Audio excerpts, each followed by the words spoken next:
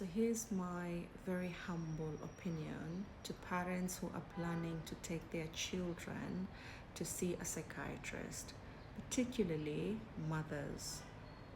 When you start thinking that there is something wrong with your child and you start feeling distressed about it, sometimes when those feelings are strong, you start thinking that they have to be true. It has to be true that because I feel this strongly, then it's proof that something is wrong with my child.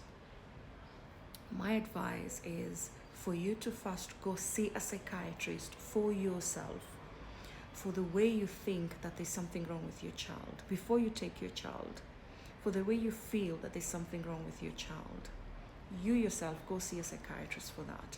And in that consultation, you should be able to examine or re-examine your thoughts and your feelings about your child. And one of the things that you might be able to catch is the distinction between, is the child not growing the way other children their age are growing? Is the child not achieving the developmental milestones that other kids their age are supposed to achieve or expected to achieve? Or is it that I have my own expectations as a parent towards my child and that the child is not meeting, and that is what I think is wrong with the child? That distinction enables you to know whether or not you need to bring the child to see a psychiatrist. Because here's one thing that happens. When you bring a child who's less than 7 years old or 8 years old, they may not be able to have the language to articulate why they do the things they do, why they express themselves in a manner that they express themselves. And so the doctor is going to rely heavily on the information that the parent gives. And sometimes this information is very subjective. It's actually the way the parent experiences the child, not the way the child actually is. So it's very important for you as a parent to understand when you say there's something wrong with your child, what exactly is wrong with your child. If someone observed your child, would they be able to see this thing that is wrong with your child?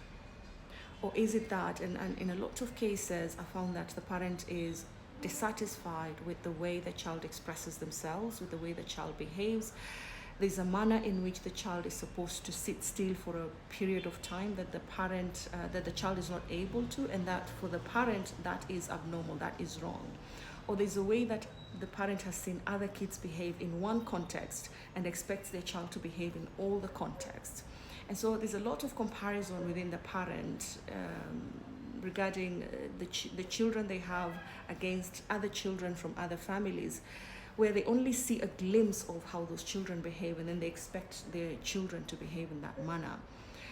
And so my advice is that for parents who keep taking their children for psychiatric evaluation based on this strong feeling that there's something wrong with my child, go see a psychiatrist for yourself first, to understand your thoughts, the way that you perceive your child, and to understand the strong emotions that you have about the way you think about your child. And that should enable you then to make a proper decision, an objective decision on whether or not your child needs to see a psychiatrist, or whether you need to develop better parenting skills, better parenting styles to improve the relationship with your child.